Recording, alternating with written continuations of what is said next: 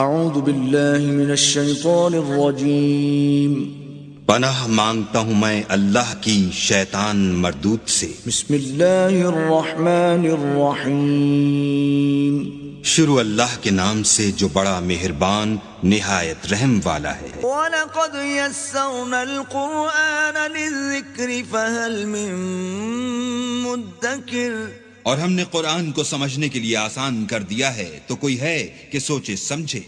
وَرَتِّلِ الْقُرْآنَ تَرْتِيلًا،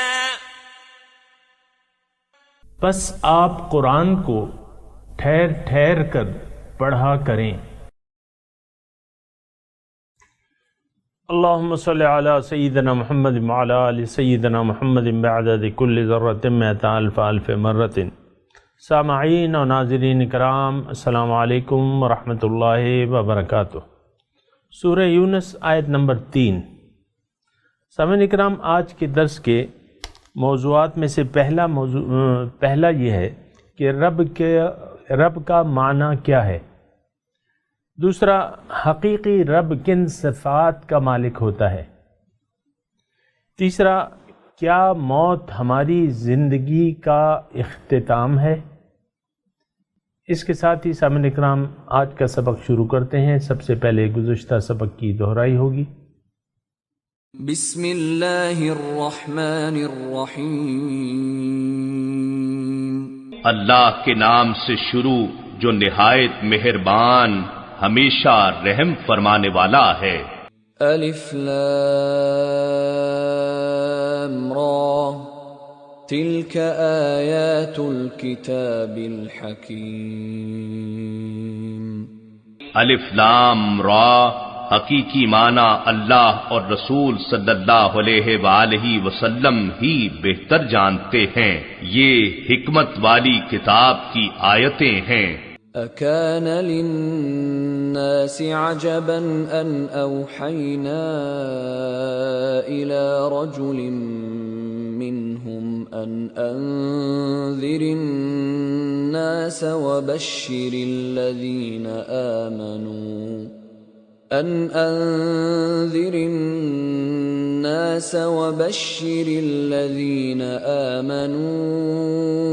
أن لهم قدم صدق عند ربهم، قال الكافرون إن هذا لساحر مبين۔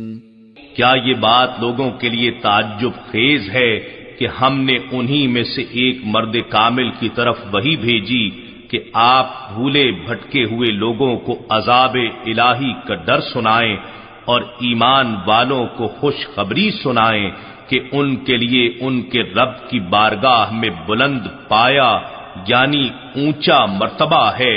کافر کہنے لگے، بے شک یہ شخص تو کھلا جادوگر ہے۔ ان ربکم اللہ، بے شک تمہارا رب تو وہ اللہ ہے، خلق السماوات والارض، جس نے پیدا کیے ہیں آسمان اور زمین، فی ستۃ ایام، 6 دنوں میں، ثم استوی علی العرش، پھر عرش پر قائم ہوا، یدبر الامر، ہر کام کا انتظام وہی کرتے ہیں، ما من شفیع الا من بعد اذنہ، ما من شفیع، کوئی سفارش کرنے والا نہیں ہے اس کے دربار میں، الا من بعد اذنہ، مگر اس کے حکم کے بعد، اس کی اجازت کے بعد۔ ذالکم اللہ ربکم، یہ اللہ تمہارا رب ہے، فاعبدوہ، بس اسی کی بندگی کرو، افلا تذکرون، کیا تم نصیحت حاصل نہیں کرتے، سمجھتے نہیں ہو؟ تذکر، نصیحت حاصل کرنا۔ سامعین کرام، تھوڑا سا ان آیات پہ غور و فکر کرنا چاہیے۔ ان آیات میں اللہ تعالیٰ اپنی ربوبیت کے مظاہر بیان کر رہا ہے۔ سامعین کرام، بات یہ ہے کہ ہر حاکم کی ایک یعنی ایک وجہ ہوتی ہے، ہر حاکم کو تسلیم کرنے کی ایک وجہ ہونی چاہیے. اور یہ بات بھی یعنی حقیقت ہے کہ ہم نے جو بھی معبود گھڑ رکھے ہیں، اپنے جھوٹے معبود، ان کے یعنی ان کی عبادت کی یا ان کی اطاعت کی یا ان کا کہنا ماننے کی کوئی ٹھوس وجہ نہیں ہے. یعنی دیکھیں، ہم نے غیر اللہ سے امیدیں لگائی ہوئی ہیں، غیر اللہ سے. مثال کے طور پہ پیسہ ہے، اس سے بعض لوگوں نے امیدیں لگائی ہوئی ہیں اور اللہ کے حکم کے باوجود اس کو اللہ کی راہ میں خرچ نہیں کرتے. یہ میں ایک مثال کے طور پہ آپ کو کہہ رہا ہوں کہ دیکھیں، یعنی انسان بخیل ہو جاتا ہے. جو حقیقی رب ہے، جس کا مال ہے، اس کے حکم پر ہم اس کو خرچ کرنے کے لیے تیار نہیں ہوتے، اور نفس کے حکم کی وجہ سے ہم اس کو روک کے رکھتے ہیں، اللہ کی راہ میں خرچ نہیں کرتے. تو دیکھیں، یہ تو یعنی یہ مثال میں آپ کو ایک سمجھنے کے لیے دے رہا ہوں، سمجھنے کے لیے، ورنہ تمام معاملات ہمارے اسی طرح ہیں. ہم زندگی کے عام معاملات میں غیر اللہ کی عبادت کرتے ہیں، اور ہم سے میری مراد یہ ہے، ہم سے مراد انسان ہے، خواہ وہ اس کا نام یہودی ہو، عیسائی ہو، مشرک ہو، کافر ہو، ہندو ہو، جو بھی ہو. تو عام یعنی زندگی کے معاملات میں، یعنی زندگی اللہ کے حکم سے نہیں گزارتے، غیر اللہ کے حکم سے گزارتے ہیں، گزارنا چاہتے ہیں. اور اس میں ایک بڑا عنصر جو ہے ہمارا نفس کا ہے کہ نفس کی ہم بات مانتے ہیں، اور اپنی چاہت یعنی اپنی مرضی پوری کرنا چاہتے ہیں، اور اپنی مرضی سے زندگی گزار رہے ہیں. اور نفس کو ہم نے رب بنا لیا ہے. رب کا معنی میں آپ کو یہاں عرض کر دوں، یعنی پروردگار، رب پروردگار. لیکن یعنی جس معاشرے میں اور آپ رہ رہے ہیں، وہاں رب کے معنی محدود ہیں سامعین کرام. نہیں، رب کا معنی وہ ہستی جس کا کہنا مانا چاہے، جو مقصود ہو، محبوب ہو، مطلوب ہو، اس کو رب کہتے ہیں. اور رب کی جو یہ صفت ربوبیت ہے، اس کی بھی ایک ٹھوس وجہ ہے. یعنی اگر ہم اس کو اپنا رب مان لیں، اس کو اپنا الہ مان لیں، اس کو اپنا مقصود، محبوب، معبود مان لیں، تو اس کی ایک ٹھوس وجہ ہے. لیکن اس کے علاوہ سامعین کرام، ذرا تھوڑا سا میں نہ جذبات میں ہوں، نہ آپ کو جذباتیت میں لانا چاہتا ہوں. یعنی اللہ کے علاوہ کسی اوروں کا ہم حکم مان رہے ہیں، کسی اور کی مرضی سے، کسی اور کو ہم نے رب کا درجہ دے دیا ہے. یعنی رب کا مطلب بھی چونو چرا اس کی حکم ماننا. ایک دیکھیں، ایک حدیث کی طرف میں آپ کی توجہ دلاؤں. قرآن کی ایک آیت ہے، اتخذوا احبارہم ورہبانہم اربابا من دون اللہ. انہوں نے، یہود و نصارہ کے بارے میں ہے کہ انہوں نے اپنے علماء اور مشائخ کو اپنا رب بنا لیا ہے اللہ کے سوا. تو یہ مدینے کی آیت ہے. تو حضرت عدی بن حاتم تائی کے بیٹے ہیں عدی، جو کہ اہل کتاب سے پہلے تعلق رکھتے تھے، وہ آئے حضور صلی اللہ علیہ وسلم کی خدمت میں، اور انہوں نے عرض کیا کہ حضور، یہ آیت آئی ہے، نازل ہوئی ہے، اس میں یہ کہا گیا ہے کہ ہم نے اپنے علماء و مشائخ کو رب بنا لیا ہے. اتخذوا احبارہم ورہبانہم اربابا من دون اللہ، اللہ کے سوا رب بنا لیا ہے. لیکن ہم نے تو ایسا نہیں کیا. انہوں نے بارگاہ رسالت میں عرض کیا کہ ہم نے تو ایسا نہیں کیا. تو یہ ہمارے بارے میں کیسی، اس کی کیا توجیہ ہے، کیا اس کا وضاحت ہے۔ اللہ کے رسول نے فرمایا کہ دیکھو، جب تمہارے علماء اور مشائخ کسی بات کے بارے میں تمہیں کسی بات کا بھی حکم دے دیتے تو تم آنکھیں بند کر کے ان کی اطاعت کرتے، اگرچہ وہ فیصلہ اللہ اور اس کے رسول کے حکم کے خلاف ہی کیوں نہ ہوتا، اور تم ان کی بات مان لیتے۔ کیا ایسا نہیں ہے؟ تو حضرت عدی رضی اللہ تعالیٰ عنہ نے کہا کہ ہاں حضور، ایسے ہی تھا، ہم اپنے علماء و مشائخ کی بات کو بلا چون و چرا تسلیم کر لیتے تھے۔ حضور نے فرمایا یہی تو رب کی خاصیت ہے کہ اس کا حکم بلا چون و چرا مانا جاتا ہے۔ تھوڑی سی اس مثال سے، یعنی آج کل جو تصور ہمارا رب کے بارے میں پایا جاتا ہے، تو اس میں تھوڑی سی وضاحت ہو گئی ہوگی۔ اللہ تعالیٰ اس آیت میں ہمیں متوجہ کر رہا ہے کہ دیکھو، تمہارا رب، تم اپنے حقیقی رب کو دیکھ لو کہ وہ کن صفات کا مالک ہے، اور پھر اپنے جھوٹے ارباب کو دیکھ لو، جھوٹے معبودوں کو دیکھ لو، اور بتاؤ کہ انہوں نے وہ کن صفات کے مالک ہیں۔ یہ آیت، اس آیت کا اس طرح ربط بندہ ہے۔ اور یہ بھی میں نے آپ کو بتا دیا سامعین اکرام کہ سورہ یونس جو ہے مکی صورت ہے، توحید، رسالت اور آخرت اس کے مضامین ہیں۔ اصل جو چیز ہے سب سے پہلے جو ہے وہ ہے اللہ تعالیٰ کی توحید، یا اس کو رب تسلیم کر لینا۔ بگاڑ تو یہی ہوا تھا نا کہ لوگوں نے اور بھی رب بنا لیے تھے، وَاتَّخَذُوا مِن دُونِ اللَّهِ آلِهَةً لَعَلَّهُمْ يُنصَرُونَ، ان لوگوں نے اللہ کے سوا اور بھی معبود بنا لیے ہیں تاکہ وہ ان کی مدد کرے۔ آج بھی ہمارا یہی دیکھیں، ہمارا حال کیا ہے آج، یعنی ہم کلمہ گو ہیں، نمازیں، روزے وغیرہ سب پڑھتے ہیں، لیکن بات ہم اپنے نفس کی مانتے ہیں۔ اللہ تعالیٰ کے حکم کے مقابلے میں ہم اپنی مرضی سے جی رہے ہیں۔ اس کا مطلب یہ ہے ہم نے نفس کو رب بنا لیا ہے، پھر کسی اور سے توقعات لگا رکھی ہیں۔ مثال کے طور پہ سونا چاندی لوگ جمع کرتے ہیں، اور مال جو ان کے پاس ہے، اس سے انہوں نے توقعات کی یہ ہمارے آڑے وقت میں کام آئے گا۔ تو یہ توقعات، غیر اللہ سے توقعات لگا رکھی، اس کا مطلب یہ ہے کہ آپ ان کو کسی قابل سمجھتے ہیں، پیسے کو کسی قابل سمجھتے ہیں، ایسی بات نہیں ہے۔ دھوکے میں نہیں آنا چاہیے۔ پیسہ، تعلق، اقتدار، یہ کسی کام کی چیز نہیں ہے۔ جب تک اللہ نہ چاہے تو یہ کوئی کام نہیں آ سکتا۔ سامعین اکرام، یہ بات نوٹ کر لیں۔ اللہ تعالیٰ اس آیت میں اپنی ربوبیت کی شان بیان کر رہا ہے کہ دیکھو، تمہارا رب تو وہ اللہ ہے جس نے خلق السماوات والارض، جس نے یہ 7 آسمان اور زمین کو پیدا کیا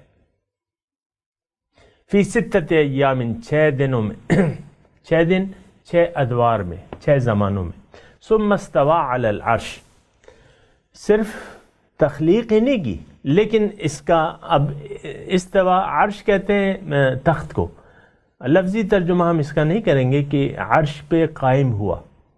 لفظی ترجمہ تو یہ بنتا ہے، لکھا ہوا بھی ہے، لیکن ایسی بات نہیں ہے۔ عرش کا مطلب اقتدار، یعنی کرسی اقتدار پر براجمان ہوا، یعنی تمام اختیارات اس کے ہاتھ میں ہیں۔ یدبر الامر، تمام کائنات کے کاموں کی، ہر کام کا انتظام کرتا ہے۔ ما من شفیع الا من بعد اذن، اس کی اجازت نہ ہو تو کوئی تمہاری سفارش بھی نہیں کر سکے گا۔ اور دیکھیں، وہاں کے مشرکوں نے جو توقعات قائم کی تھی اپنے جھوٹے معبودوں کے بارے میں، تو قرآن میں اس کا تذکرہ آیا ہے کہ ہؤلاء شفعاؤنا عند اللہ، کہ یہ ہمارے سفارشی ہیں اللہ کے ہاں، ہم جو کچھ بھی کریں گے یہ ہماری سفارش کریں گے۔ اللہ تعالیٰ نے اس تصور کی یہاں نفی کر رہا ہے، ما من شفیع الا من بعد اذن۔ اور آیت الکرسی میں بھی آپ پڑھ چکے ہیں کہ من ذا الذی یشفع عنده الا باذنہ، یہ آیت الکرسی کی ہے۔ تو اللہ کی اجازت کے بغیر تو کسی کی شفاعت ہو نہیں سکتی۔ یہاں بھی ہم مسلمانوں میں بد عقیدگی کی وجہ سے ہم یہ سمجھتے ہیں، ایک تو ہمارا عام تصور یہ ہے کہ کلمہ پڑھ کے ہم جنت کے ٹھیکیدار بن گئے.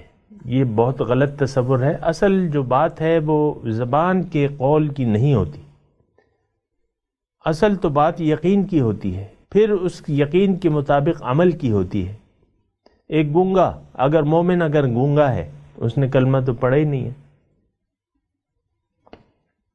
یا دو اشخاص ہیں کلمہ پڑھے ہوئے، ایک کا کلمہ توحید پر یقین ہے کہ ہاں اللہ کے سوا کوئی معبود نہیں، دوسرے نے بھی زبانی کلمہ پڑھا ہوا ہے، لیکن اللہ تعالیٰ فرماتا ہے کہ یعنی دوسرے نے زبانی کلمہ پڑھا ہوا ہے لیکن یہ ہے کہ اس نے کلمہ وہ تو مومن نہیں ہے. من الناس من یقول آمنا باللہ وبالیوم الآخر وما ہم بمؤمنین، لوگوں میں سے بعض ایسے ہیں جنہوں نے کہا کہ ہم ایمان لائے ہیں لیکن وہ مومن تو نہیں ہے. تو یہ بات نوٹ کر لیں سامعین کرام کہ یعنی زبان کے کلمے پہ فیصلہ نہیں کیا جائے گا.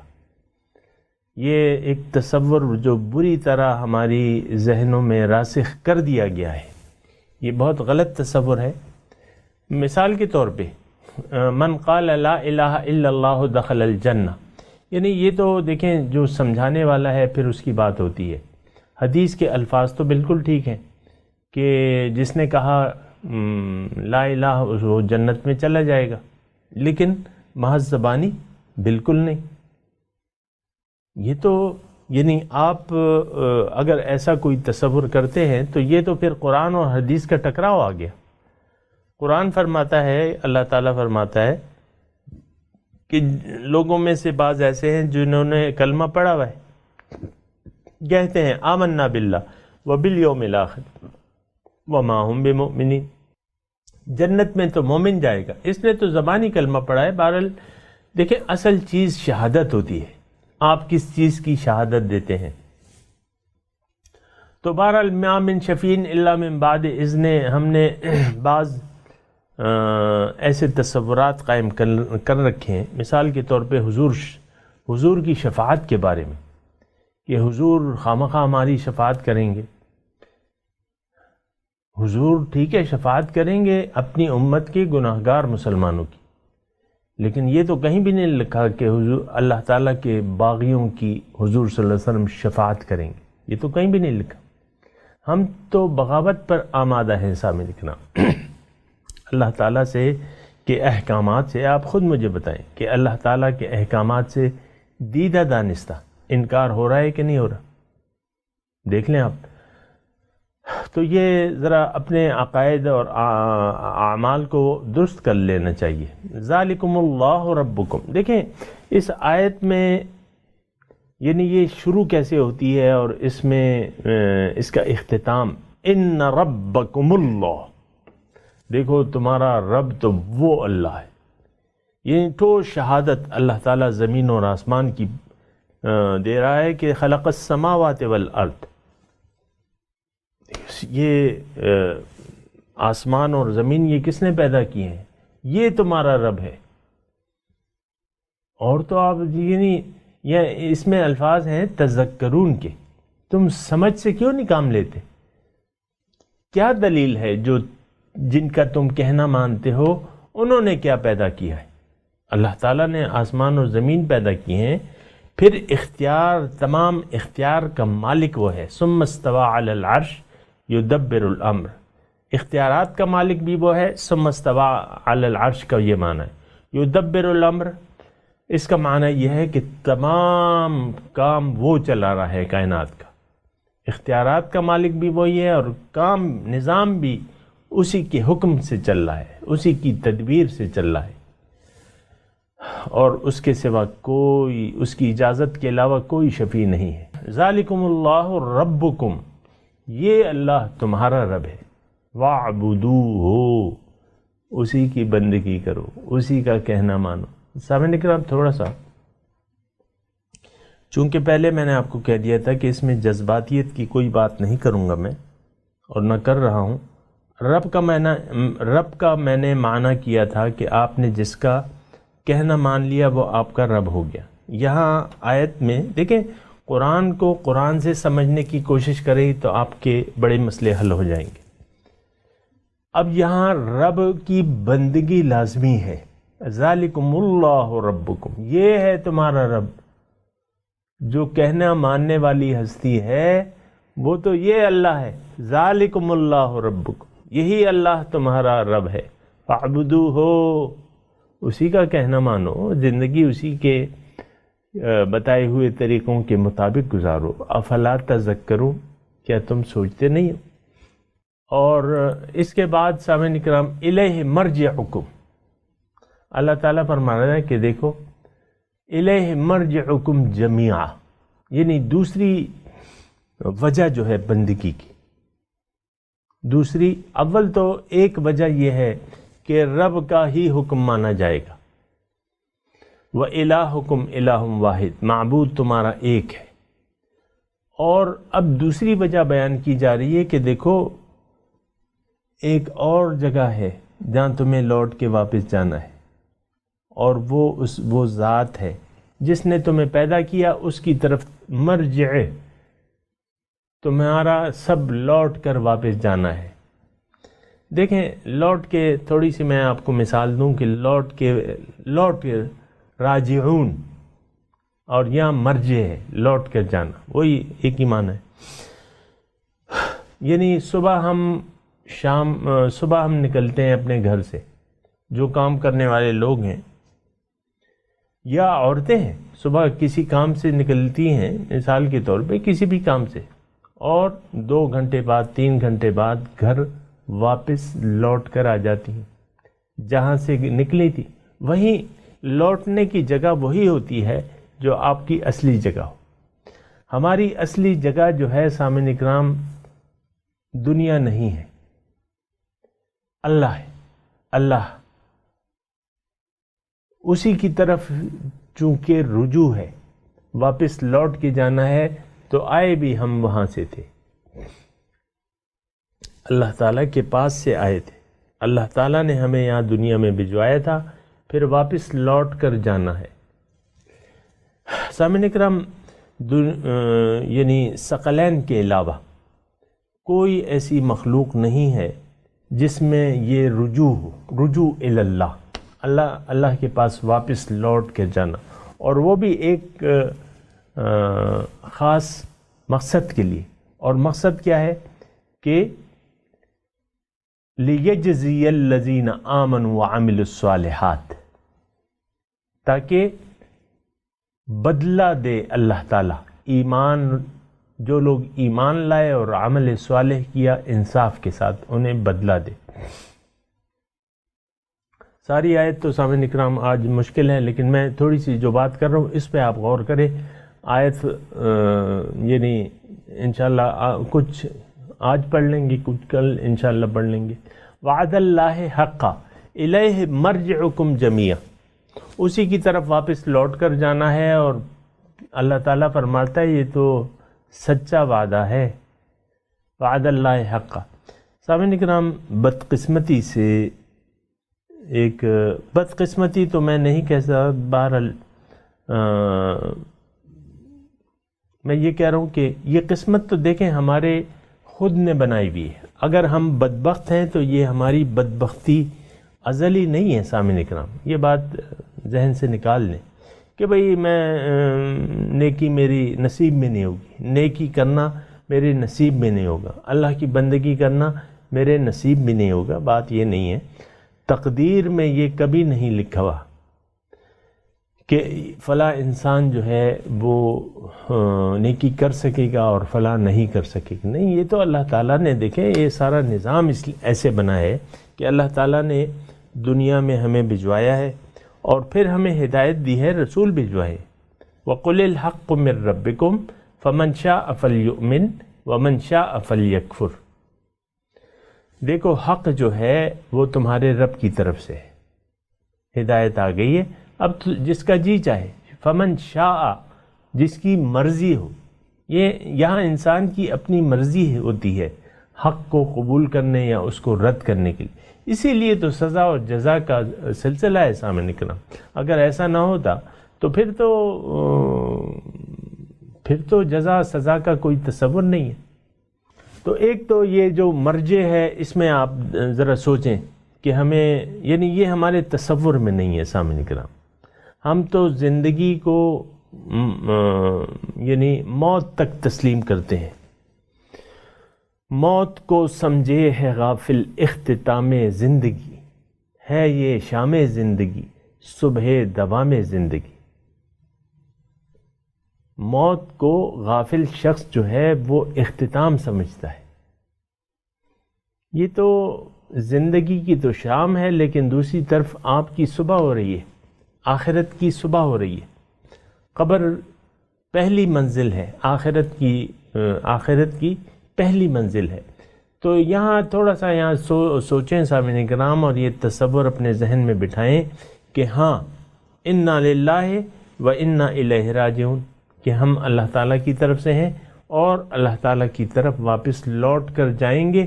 کیوں جائیں گے؟ اس آیت میں اس کی وجہ بیان ہو رہی ہے کہ لیجزی الذین آمنوا، تاکہ جو ایمان والے ہیں ان کو اس کا بدلہ دے انصاف کے ساتھ بالقسط.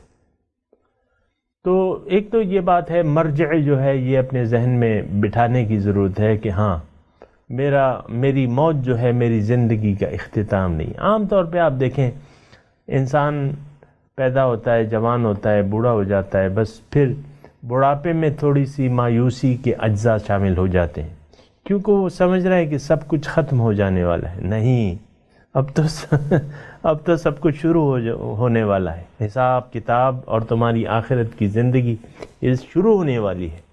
تو کبھی ایسا نہ سوچنا چاہیے، نہ ایسا ذہن بنانا چاہیے. سامعین کرام، میں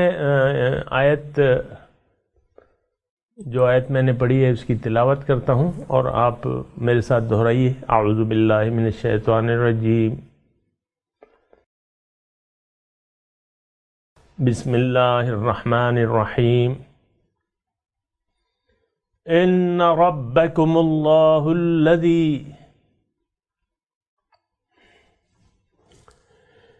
خلق السماوات والارض فی 6 ایام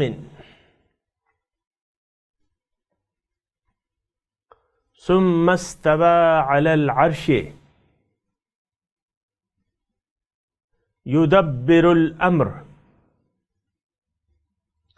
ما من شفيع إلا من بعد إذنه ذلكم الله ربكم فاعبدوه أفلا تذكرون.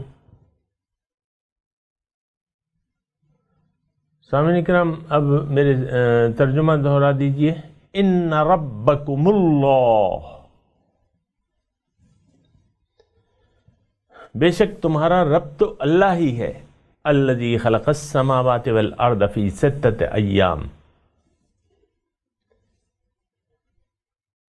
جس نے بنائے زمین اور آسمان 6 دنوں میں. ثم استوى علی العرش، پھر عرش پہ قائم ہوا، یعنی عرش اقتدار پہ. اللہ تعالیٰ جسم نہیں ہے سامنے کرام. یدبر الامر، اور تمام کاموں کا انتظام کرتا ہے. تدبیر، کام کی تدبیر، یعنی ہر کام کا انتظام اللہ تعالیٰ فرماتا ہے. ما من شفیع الا من بعد اذنہ،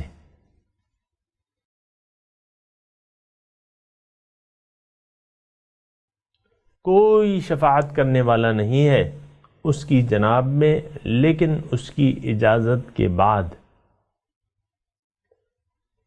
ذالکم اللہ ربکم فاعبدوہ،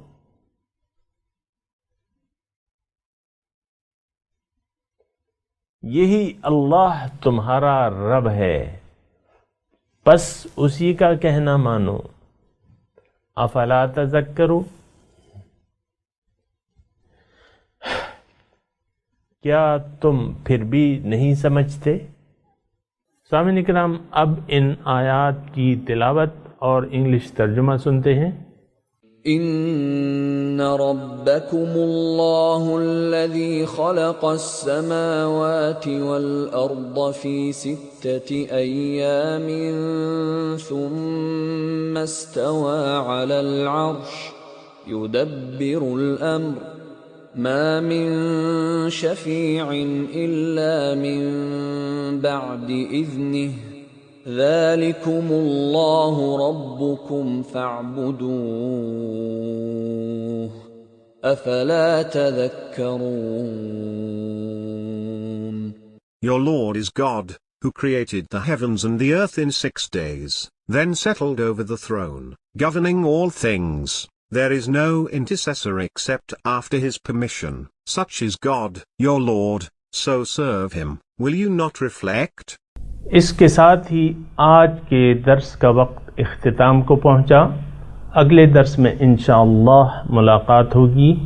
وآخر دعوانا ان الحمد للہ رب العالمین، والسلام علیکم ورحمۃ اللہ وبرکاتہ۔